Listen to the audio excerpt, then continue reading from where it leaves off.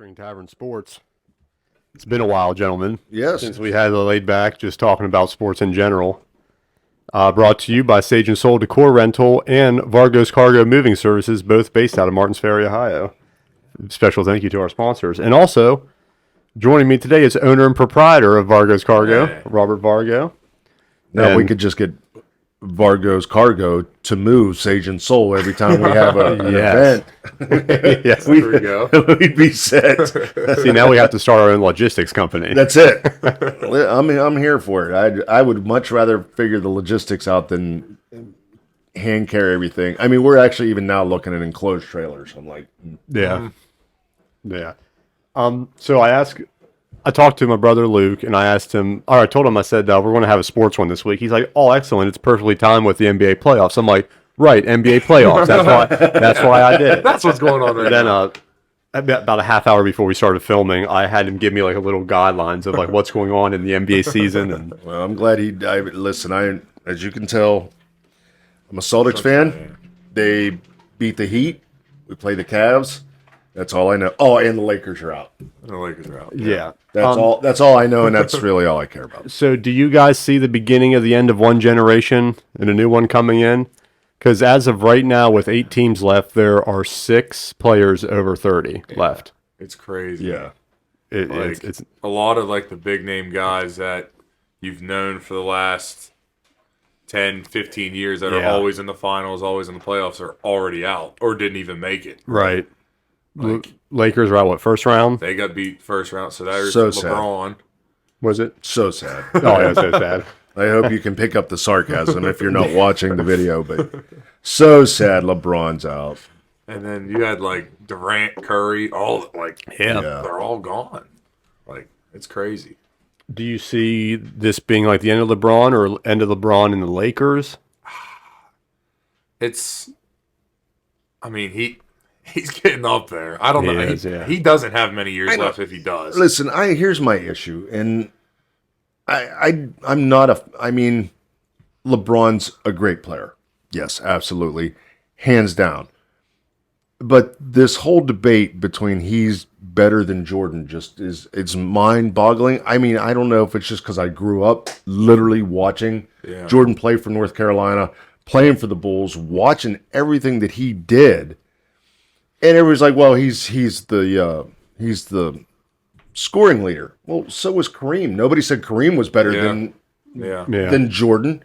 And Kareem had more rings than LeBron did. So why all of a sudden now you're like, he gets that title, and then we're like, well, we just automatically have to crown him. No, no. Yeah. It's just I don't know if I'd say it's the end. I don't see him winning another title as the main guy. Like if he could always go and maybe join with somebody, maybe like ring chase and get a title. Like but as KD, the main guy, as the main guy, I don't see that. And he's going to be 40 years old this year.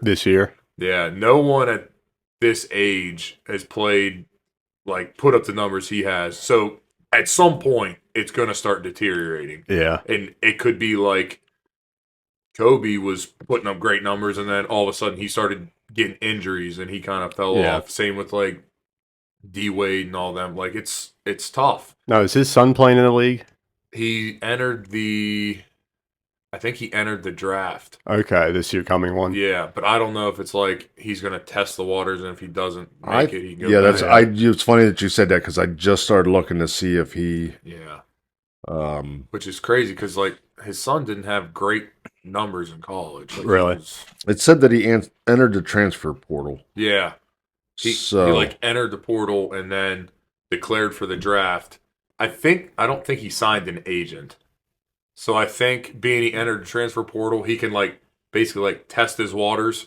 He's just going off a name alone. He doesn't really need somebody to be like, hey, I have. Pretty much. Everybody knows who he is. They're like, yeah, he's got talent. He's LeBron's son. Do you though? I mean, it's like He didn't really put up stellar numbers at USC. So I mean, just because your dad is, you know what I mean? I mean, what, Jordan had 3 sons. You don't see anybody saying, "Oh, come on," just because you're Jordan's kid. But it says here that 19-year-old son of LeBron James announced, this is April the 5th, on his Instagram account that he plans to retain his college eligibility and will enter the transfer portal.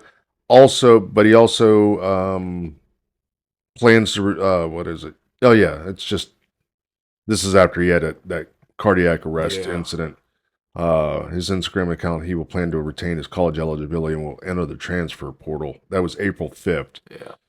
I had heard before, that's why when we started talking about it, I had heard before that he was looking at Ohio State. But I heard that as well, because obviously he kind of grew up in that area. Right. And I think I think one of like in his first, before he committed to USC, they were like one of the top options then. But yeah, so I think he's going to, like, if the NBA doesn't work out or it doesn't look like he's going to make a team or get drafted or anything, he's going to maintain his eligibility so he can actually be in a transfer portal, could go to another college. It says here that 3 days ago he was on the list of invitees to the NBA Combine. Yeah. Is Ohio State a good move? I mean, other than like growing up in Ohio, is it a powerhouse? Not basketball. They're on that cusp. Yeah. Like they're close. Like they're close to getting it together to where that they could make a push. Yeah. Are they going to win a national championship next year? No. Maybe 5 years if it keeps progressing. I think they could make a Sweet 16, Elite 8 push, but I mean they got a lot to make up because the girls are tough. The girls are really Ohio State girls are tough. Yeah. And actually, what's funny is it seems like, and I know that I'm kind of impartial because my daughter Sid played basketball, so I'm more apt to sit down and watch a girls' basketball game than I am. That's what a lot of people are saying more and more. Yeah. It's like this was like this year I was like, because usually I've watched Ohio State basketball if they're like on TV or something, but this year I would have to say I watched more Ohio State women's basketball than I did men this year. And like I said, God bless Caitlin Clark. I mean, she did do wonders for the game. Yeah. She got it out there. She got people watching the WNBA draft and her first game and everything else. And to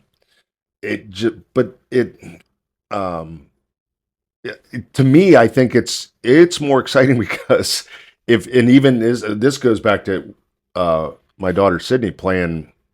She was in 6th grade. Mm-hmm.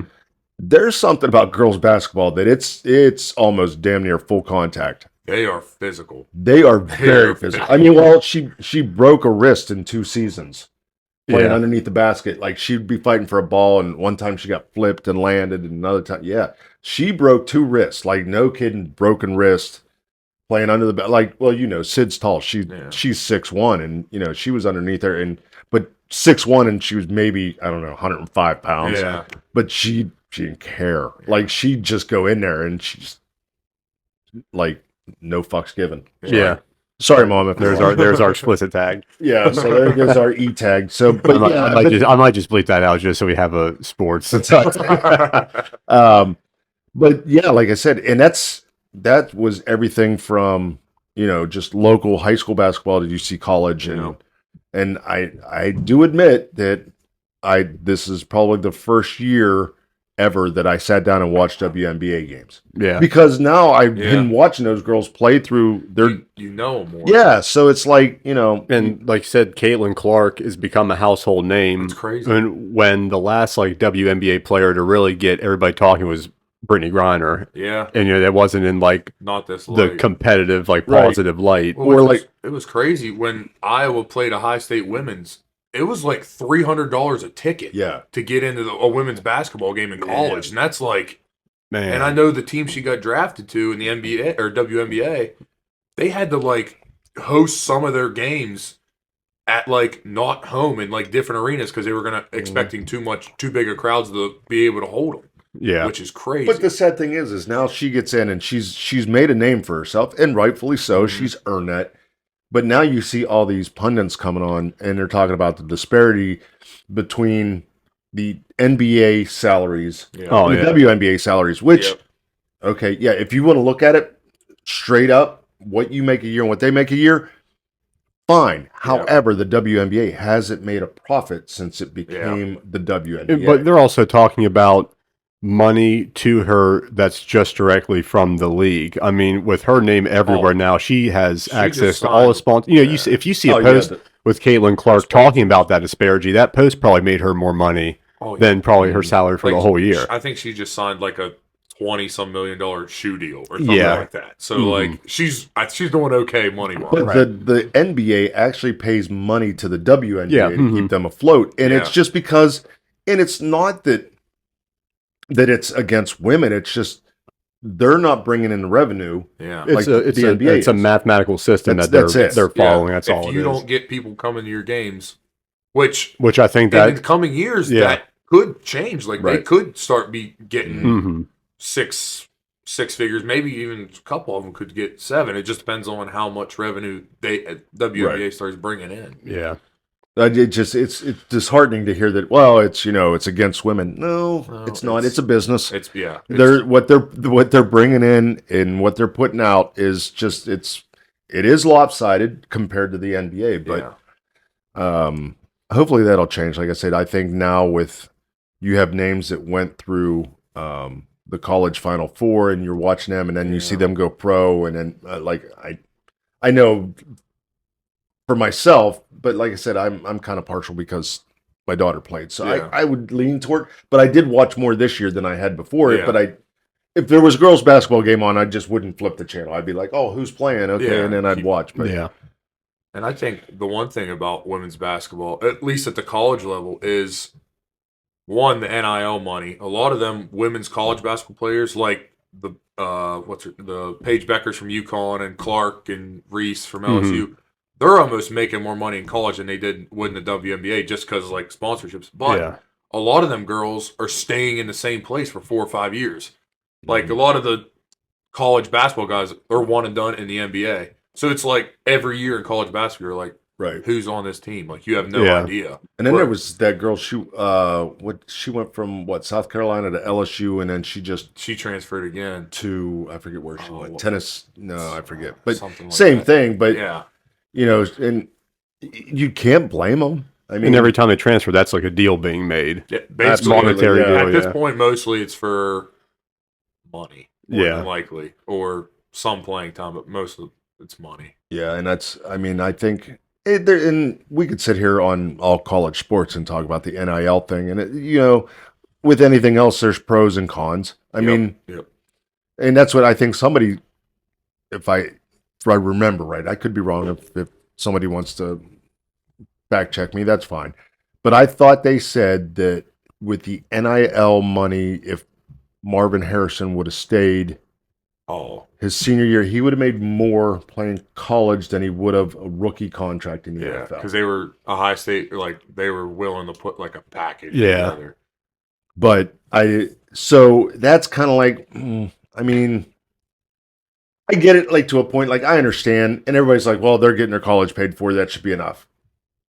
I mean, I understand the fact that they're using their image, their likeness, and when you go to a bookstore or whatever, and you go buy an Ohio State jersey with number 18, you're not just buying a random number. You're buying who you're buying for. Right.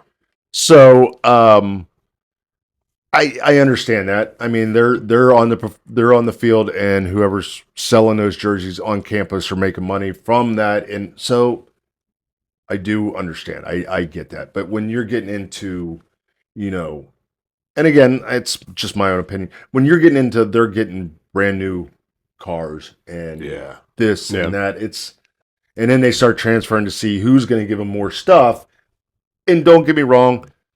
You probably know this just as much as I do, but when you go to college and you play sports, there for years, even though it was quote unquote illegal, there was always money under the table. There's everything passed, and it just was hush hush. Yeah. And then the thing is they had you by the short and curlies, because if they wanted to get rid of you, then they were like, oh, this booster had a Yep. personal check and felt bad that he donated money and it went in your pocket, and there's 4 people that saw you put it in their pocket. So you're kind of gone. Yeah. So Yeah, it's crazy. Yeah. You think the athletes that got in trouble in the past should have their like? Well, they did talk about Reggie Bush. That's who I potentially saw. getting his Oh, he Heisman did back. get it back. Did he It get it was back? Reggie I Bush. thought it Because was as in soon as talks. that happened, everybody's like, then give Ohio State those wins back for the tattoo scandal. Yeah. Yeah.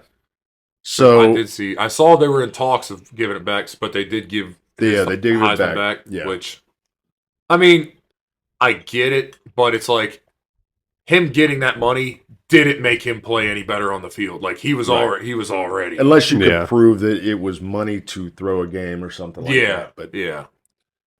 This episode of the podcast is brought to you by Vargo's Cargo Moving Services. Did you just purchase your first house and need a little help getting all your stuff in?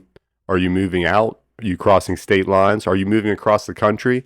Vargo's Cargo is a moving service company based in the Ohio Valley that's been helping residents here with their moves at very affordable prices. You can check them out at Facebook at Vargo's Cargo Moving Services and give him a shout. We are also brought to you by Sage and Soul Decor Rental. Now, you've heard me talk about this business a lot, and every time I do, they add more and more to their collections. Sage and Soul is a decoration company that specializes in small and micro weddings. They have multiple collections to choose from, everything from arches to backdrops to glassware, anything you can think of. You can look through their inventory on their website, and you can check out their Facebook page where they often post featured items that they recently acquired. Check them out today. It's Sage and Soul Decor Rental. I don't know. It's just it's ticky tacky anymore. Yeah, it really is. So I have the top 4 impact players of the East and top 4 impact players of the West. I was going to see if you guys would want to put them in order. Okay. So I have from the West, I'll probably mess this up. I wrote them down, then I had to cross them out because I realized I didn't write them right. But Shea Gilgeous-Alexander, OKC. We'll start with the West. Anthony Edwards from Timberwolves. Luka from the Mavs. And Jokic from the Nuggets. Oh. What would be your, if it was a schoolyard game we're playing pickup, who would be your first pick? Jokic, Yeah. I think hands down first one in the West. That's who I'd put. Jokic, I mean, he's okay. a 2-time MVP for a reason. He won the championship last year, and Right. he's like, you look, if you just saw that guy walking down the street, you're like, wow, he's a big guy. But he doesn't look athletic, doesn't look coordinated, but he is, I mean, he's making a name to be considered like a top 5 center of all time. Really? He's getting on that path, and that's, I mean, it's hard to deny him being like the other 3 are really good players too, Right, but right. him, you Just just got to above all make him else. number 1. Yeah, For me, my second one, I'd probably say Luka. that's probably who I'd put too. Yeah. I'd probably go Luke. He does just a little bit of everything. Like he does. I mean, he's getting a little better defensively, but offensively, he can score 35 a night and get you 10 rebounds, 10 assists, and Yeah. just kind of does it all. And these 2 are newer players, right? Yeah, The next and two. I think The both Shea and Anthony. and Anthony, they're probably both, I don't know, 22 years old. Like they're. I mean, heck, Luka's only like. Actually, all these guys are under 30 years old, so they're all really young. Yeah, I'm looking at like Jokic and Luka, like they're the older guys, but really they're not. Well, because they're both. I don't know what country they're from. They're foreign. Yeah. But so like Luka came in when he was like 18 years old, Mm. so he's still pretty young. But I think Anthony Edwards is like 22, 23, and Gilgeous-Alexander ain't much older. If the heck I think he might be like 25. Ant-Man is 22 years old. 22. Yeah. Who do you guys have over Edwards Oh, and Alexander? I would probably lean Edwards Okay. because I think he's a little bit better defensively. This might be recent bias too because I watched him play the Nuggets the other night and he dropped 42 on them and beat them. Okay. So that might be a little bit recency bias. But, I mean, Gilgeous-Alexander is really good too. Honestly, the 4 in the West, the only one I might put in that conversation with the 4 in the West would be Tatum. Oh, really? Okay. I think the 4 in the Okay. West might be the 4 best impact player. yeah. Like Brunson and Mitchell can both score, but they're both 6'1", and they're okay defensively. Right. Yeah. So, I mean, I would probably go Edwards a little bit over Gilgeous-Alexander, but heck, Gilgeous-Alexander is like they're talking about could be the MVP of the league this year as well. Right. So it's like it's nitpicking over And here. that's probably why I put Alexander. I mean, just they're a short and Yeah. curly above Edwards, just because of all season and possibly an. But I don't. That's straws right There's there. They're drawing straws you right could there. you probably could ask 100 NBA fans and you probably would get split down the middle 50-50. Yeah. So And you said on the East, you'd say Tatum would be the one. I would put Tatum at the 1 just because I mean he's 6'9". I'd put Tatum up here. Yeah, I'd say he's 6'9". He can drop 30. He can probably he's the best defender of all 4 of those guys in the East, and just his size in general, he's I think he's on the best team in the East. But as an individual player, he can just kind of do it all. And I know he has some games where he's not as good as he should be, but heck, he's still only 23, 24 years old as well. So I would say he's probably the best out of them 4 in the East. Yeah. Yeah, basketball's weird because they start out at stars so young that when you hear about their name 5 years later, you're like, oh, that's a veteran of the game. But really, they're still they haven't even hit their prime yet. Right. And the other one that we don't have up here, and again, I'm biased because I'm a Celtics fan, but I probably would have Derek White in here from the Celtics because he's been tearing it up. I mean, last quarter of the season and then through the game against the series against the Heat, I think his field goal percentage is like 58%. Yeah. So but again, I don't know. So after this, I would say like Brunson and Mitchell are like the same exact player. right. Like they can pass a little bit. They don't defend like overly great, but they can, if they get hot, they can drop 45, 50 Right. a night.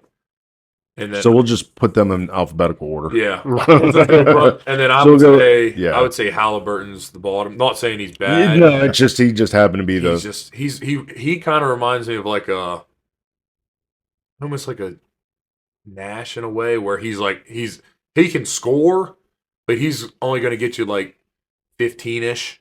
He could go for 30, but he's going to get you like 10 to 14 assists. Like he's a pass first guy. Yeah. Which is big, but I would say in the playoffs, If you're picking somebody, too. if you're picking somebody, I would take one of those 2 over him. Yeah, and I'd say like if you like the same thing with Gilgeous-Alexander and Edwards, Brunson and Mitchell. You ask 100 people, you're probably going to get 50-50 down the split. So I'll ask you guys your predictions to hold over your head when the finals happen. What 2 teams you think are going to be in the finals? Who do you think is going to win? And what's the game spread going to be? And again, I know I'm biased, but I honestly believe this. I think it's going to be the Celtics and the Nuggets in the final. Celtics win. I think it's going to be like 4 games to 3. I think it's going to go 7 games. It's going to be. This would be a real cool clip if one of these predictions does hit. Yeah. If it hits. If it does, then bet 365 draft. You come talk to me because I want. But again, like I said, that's. I want to say that's with my head, but that I know that my heart's in that one too. Yeah. But I mean, they've dominated all season. Yeah, it's been fun to watch, but. Anything could happen. Somebody could, one of those guys could go down and it changes your entire dynamic. We saw that with other good teams other than the Lakers, where, one guy goes down and it's over. Yeah. For me, I'm a Cavs fan, but I think out of the East, I'm going with the Celtics.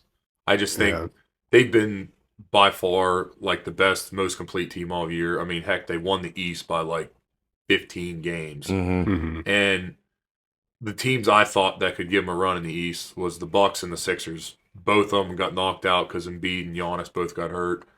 Cavs, they might be able to take a game from them. And then Knicks potentially, if Brunson has a crazy game, could take one. But I don't see really anybody in the East competing with the Celtics. The West, I would have to go. I'm just gonna say I'm gonna go with the Timberwolves. I'm just gonna be different. I think the Nuggets are the best team in the West, but I think the Timberwolves, matchup wise, could beat them. I mean, they're up 1-0 and they play later tonight, but they could beat them just because they have like 4 7-footers that they could just keep throwing at Jokic to kind of. Yeah, but the thing is if the Timberwolves win, like, it's not one of those things where like everybody like, oh, they come out of nowhere. Yeah, you'd be like, okay, I can see that. Yeah, absolutely. I would say. Now, I would say Celtics if Porzingis gets healthy, because I know he's not like done for the season, but I think he had like a calf strain. Yeah. And I think he's done for a couple weeks. But I still think they can get out of the East without him. But to win the title, I think they need him. If he's not healthy, I would go with the Timberwolves. If he's healthy, I would go with the Celtics. Yeah, he'll be back for the. I don't think he'll make any Cavalier games, but he has a chance for. He'll be back for the finals. next.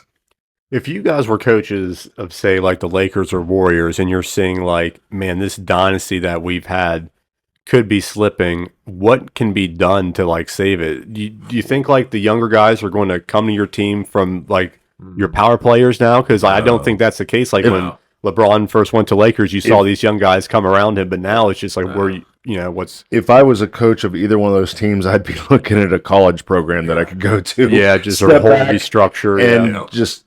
But again, I would do that because of the fact that I love college basketball more than I do NBA. I think it's NBA is, I mean, I enjoy watching it, but it's just not, I don't know. It's just like there's no. I feel like it's more, NBA is more for business and for money. Is a business, yeah. Like, right. Some of like the college you can watch like like March Madness, and there's like guys are beating each other up. Pros, you touch somebody, foul call. Yeah. And it's kind of, it can get. Yeah. Some games can get like, oh, this doesn't seem like it's a fair fight. Like they have. And I don't even know why they have a foul for traveling in the NBA. Yeah. Oh, yeah. I know. Just take it out of the rule book. You guys are never going to call it. I mean, it just. And the other thing was, what was the All-Star game? They scored. Did they score 200? They almost scored 200 points. Yeah, it's silly. Insane. I mean, it's just, and I understand an All-Star game, you're not playing top defense or anything like that, but it's just, I mean, it's starting to get to that point where you're seeing games where they're, the finals are like, 140 to 138. It's. Yeah. And you do have, like, in the NBA, too, you'll have an announcer be like, oh, LeBron's mad. He's not running down the court now. He's just kind of, like, being lackadaisical, head not in it. Yeah. LeBron's mad all the time.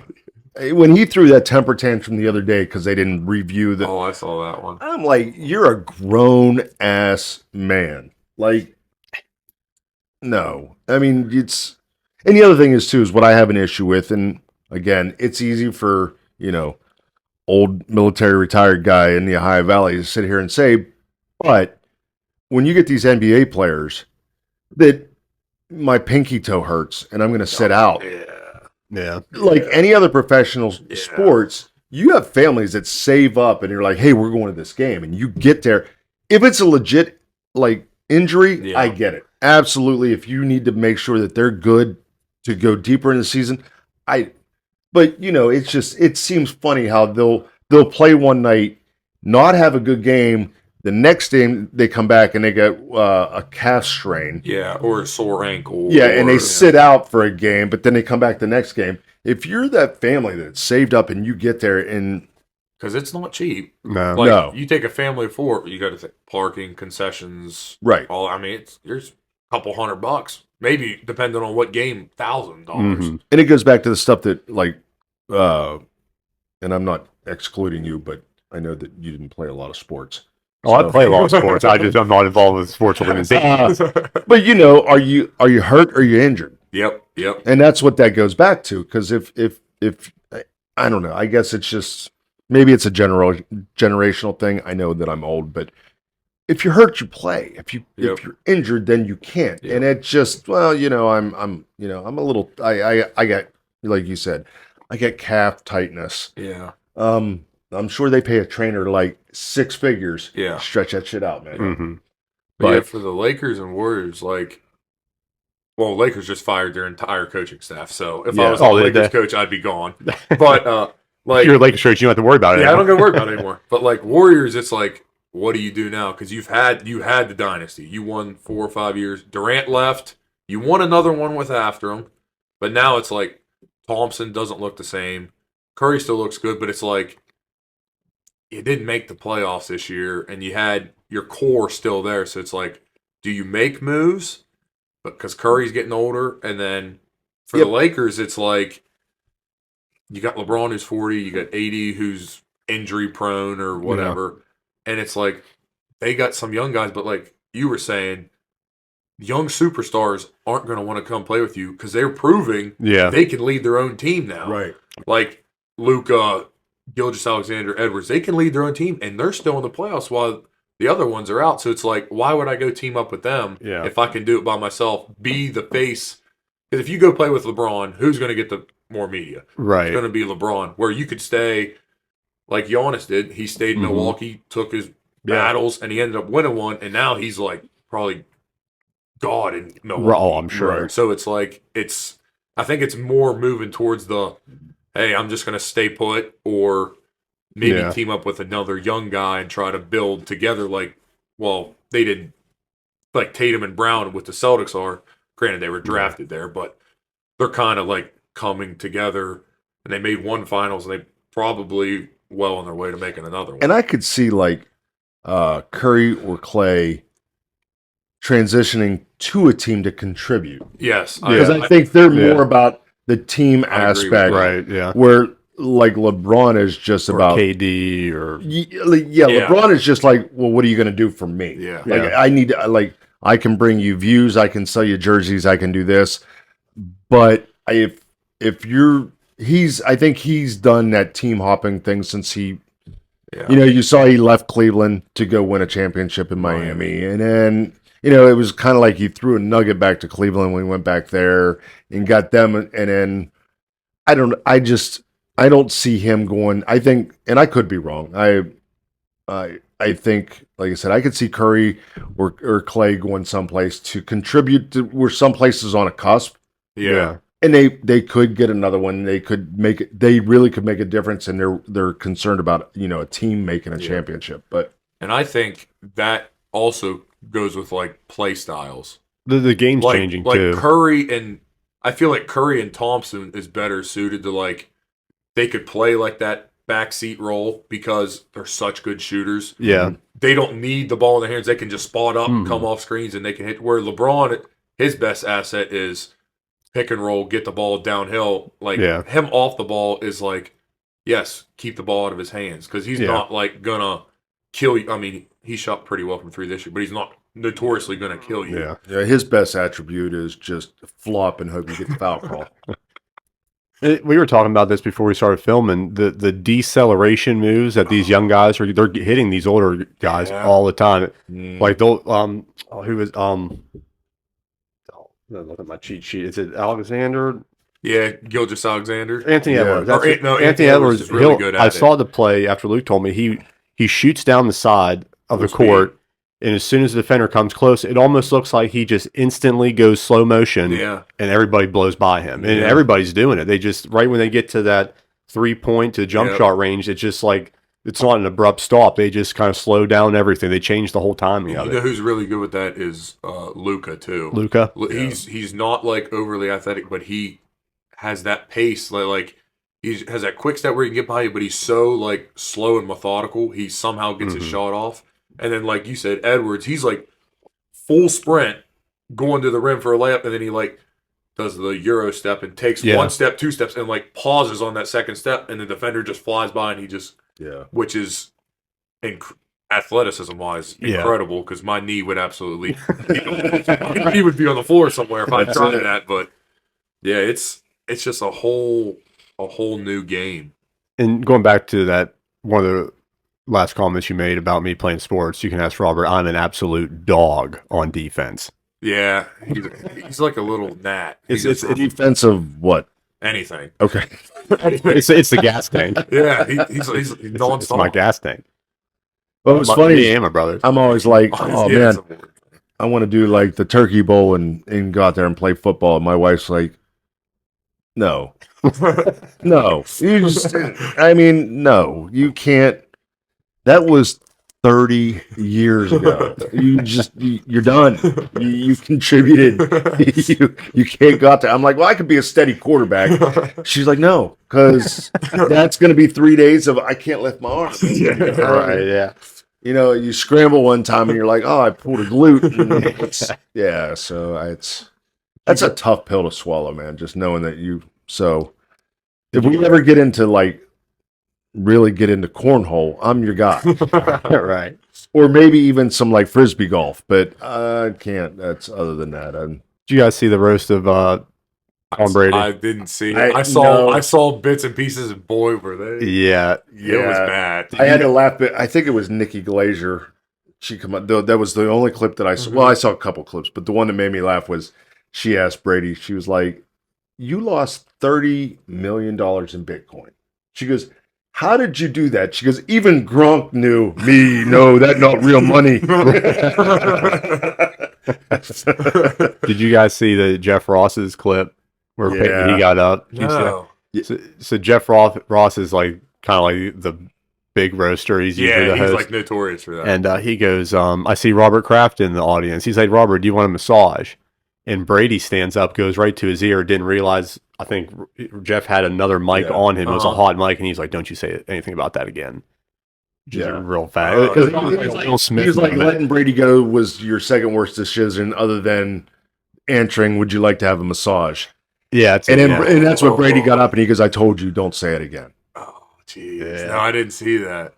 Because then I'm like, I did see that clip. So I just want to sit down and, again, being a huge Patriot fan my entire life. And no, I didn't jump the bandwagon when Brady got there.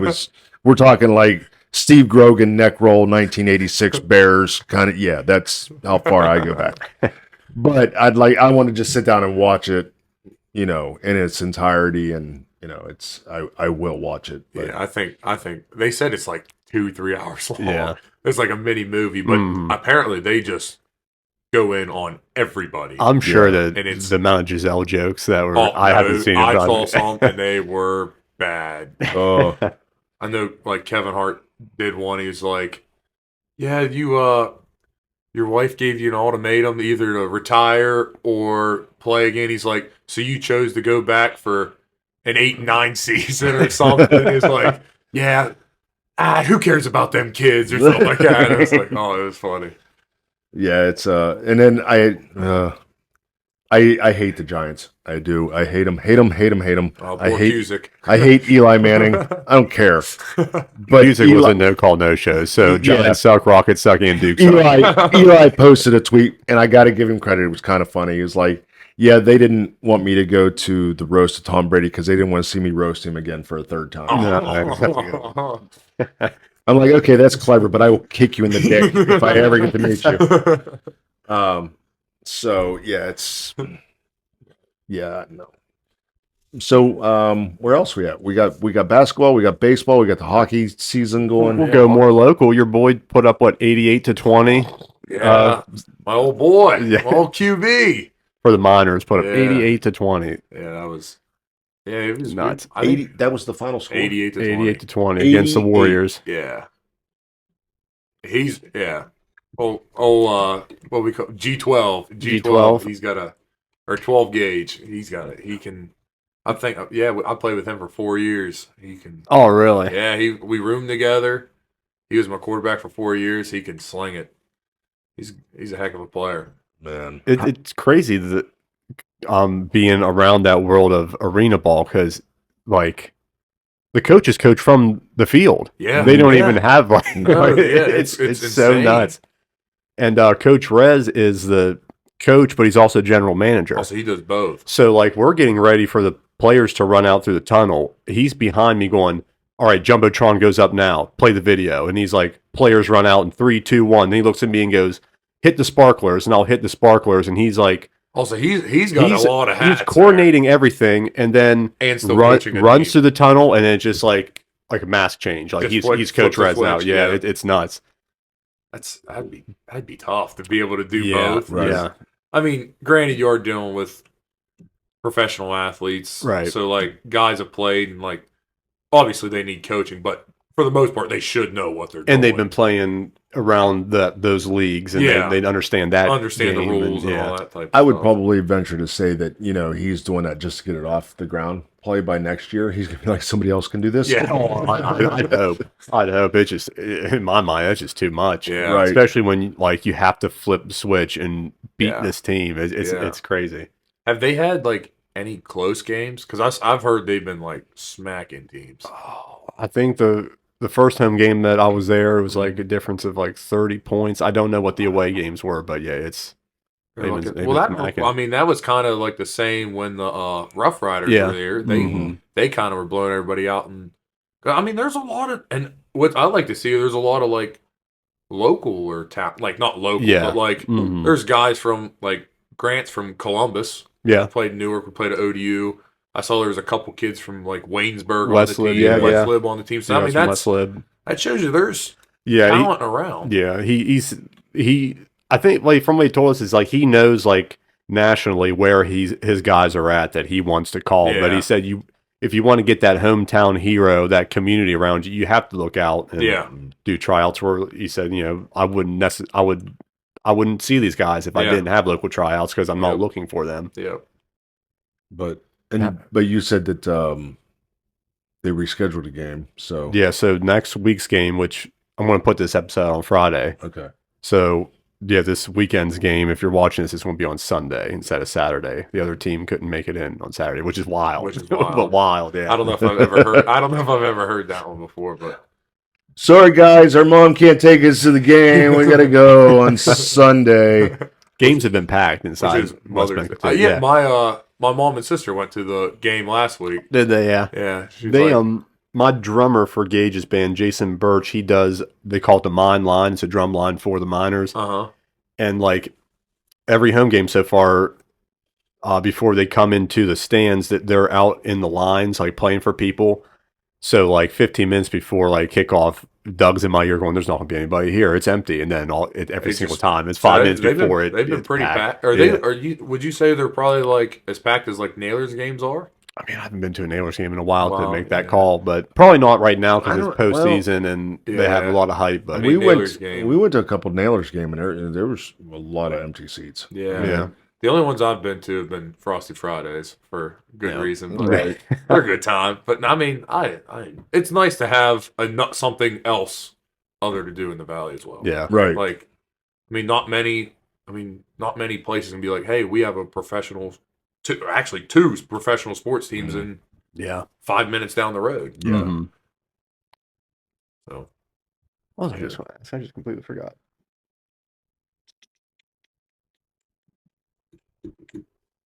Shit, I just had a good question. I forgot that. Just went up. Okay, we'll come back into. Oh, did Pine Room guys get a hold of you? They did. About competing? They did, and I was going to, and then I found out I had a move that day and had to work. When he texted me, he was like, or he called me. He's like, "Hey, give me a call back." I'm like, I wonder what this could be. He's like, "Hey, we're doing a beer mile." I said, "Oh boy." I said, I'm like, the beer part I could be all right with. Yeah. The running the mile part, I don't know if I've ran a mile in a while. And I was like, "What day is it?" He's like, "This." I'm like, "All right, I'm like, I'm gonna sign up for it, do all that." And then literally like 2 weeks out, they're like, "Hey, we got to move in Cincinnati." I'm like, "Oh, like I can't go to." It looked like it was a pretty good turnout. Yeah, though. I saw a couple like videos and stuff. It looked like it would be a really good time. Yeah, I definitely want to do it next year. I figured there was going to be a lot of competitors. Yeah. I didn't realize like how many people would be on the street just cheering it on from that waterfront fest. Awesome.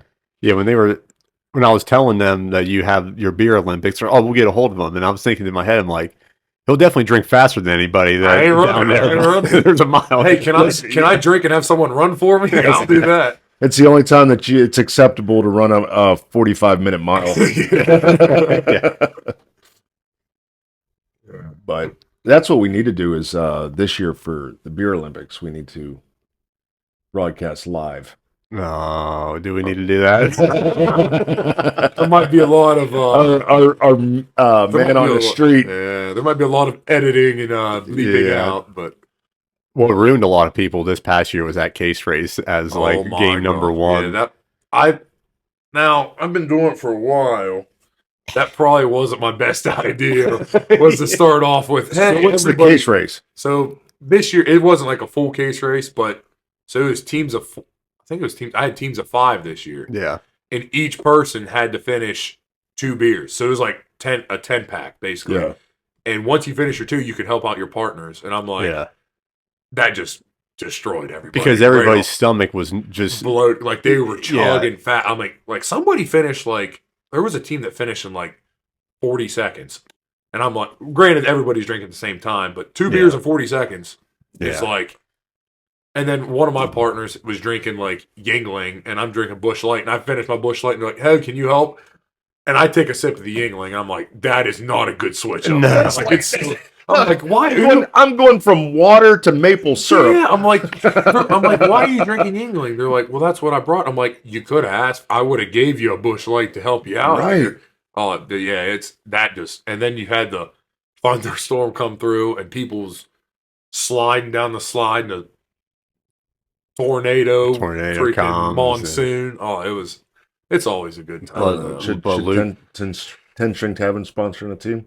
We did. We sponsored this last year. We were on the T-shirts. Yeah. I T-shirts last year. They're on the back of it. It was funny because everybody was just run down, soaking wet, just miserable, and then Luke shows up with all the ribs and all that sweet corn that he cooked. Shout out Luke, because that was the best ribs and corn. I still 7 months after get people, how do you make them ribs? I'm like, I didn't do it. I didn't do it. They're like, what about the corn? I'm like, I didn't do that either. I saw. Oh, it was so good. Your buddies from ODU, they were there. They would grab one piece of corn, grab them on. It looks like a cartoon. Yeah, thing. Just an endless. Yeah, that's man. Yeah, when you said Pine, they're reaching out to you. I'm like, I told them about the Beer Olympics. I'm like, oh boy, are they what do they want me to do here? I'm like, this could get hairy. And they're like, yeah, figured to be the right crowd. I'm like, heck yeah, what up? I wish I could have went there. All right, so 2 years we plan out the Beer Olympics will be at West Banco Arena. Keep it growing. That's it. Just keep it growing, man. That's my favorite time of the night is when we put all the tables together and it's just one big flip cup. There's it's 17 on 17 flip cup. Yeah. That's the best. At 1:30 in the morning. Yeah. Usually after that last game, that's when people start getting lost. Yeah, so I went down early this year. I was doing all the setup, and people show up and they're like, "Are you okay?" I'm like, "What?" They're like, "You're already 8 beers down." I'm like, "Am I really?" And they're like, "Yeah." It hit 11 o'clock. That rain was coming. I'm like, you know what? I'll stick it out for a while. I think I had one more, and then I'm like, I'm getting a shower and I'm going to bed. Yeah, you guys can fend for yourself. Yeah, well, you were out there in the hot sun all day, and then that cold storm hits, and then your body heat just doesn't come back. Yeah, I was. We'll we got our explicit tag no matter what I do. That's it. Yeah, it's nuts. I told Doug this because he texted me and was like, "Hey, did you see that last DJ one I did?" He's like, "Did you see that they flagged us for explicit?" I'm like, "They didn't do that, Doug. I did." It's nuts. It's we could say every cuss word under the sun to these mics, but if we say, "Hey, come out to the Barton Trap next weekend, they have good drinks," it's explicit. You That's crazy. Can't mention any recreational drinking or anything it's stupid. Well, just like that Facebook post you made when we played at the Black Sheep, you're like, "Come have some good wine." Oh yeah, and they had to take it down because we just mentioned. Because I mentioned alcohol. Well, nuts. Well, we ruined that for you. Well, guys, some good sports talk. Yeah, covered a lot. A little bit of everything. Thank you to our viewers. When you guys listen to this, Scott and I will be at the Barton Trap for a 2x4 show, 8 p.m. to 11 p.m. Come sing with a live band. Acoustic karaoke. It'll be a good time. When's this? Friday? Friday. I might have to make it. Come see. See, we got the president of the Beer Olympics showing up. Hey, if you need moved, you can hit me up there too. Yes. Thank you to our sponsors, Sage and Soul Decor Rental and Vargo's Cargo Moving Services. We'll run some ads at the mid-roll. And until next time, we'll see how your NBA Finals picks hold up. Yeah. Put money on it. And then whenever I figure out what finals is going on in what sports league, when somebody tells me I'll organize another one. All right, thank you guys. Thanks, everybody. All right.